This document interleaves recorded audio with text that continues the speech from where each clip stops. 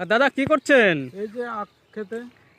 আখ চাষ করেছেন আপনাদের ক্ষেতেটা? হ্যাঁ, আখ চাষ করেছি। আখ কেমন হলো? আখ ভালো হয়নি। কেন? আখটা দেখেন, এদিকে আসেন। আখের এরকম অবস্থা কেন? আখের অবস্থা দেখেন, এই মাথায় হাত পড়েছে। আমি কি করব? এই মানুষ, আমি ছেলেগুলো বাচ্চা কাচ্চা নিয়ে কি করে রাখবো? এগুলো কি কিভাবে আখ? নাম কি চালাবো? আখের? এটা হচ্ছে কাজলি আখ। আচ্ছা, দেখেন কাজলি আখ।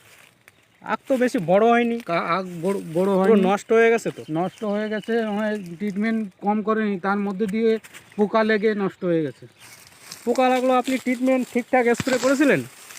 হ্যাঁ, স্প্রে করা হয়েছে। স্প্রে করার পরে এই অবস্থা? এই অবস্থা মানে ঠিক।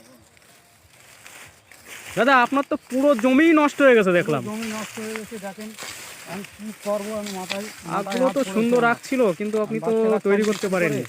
কি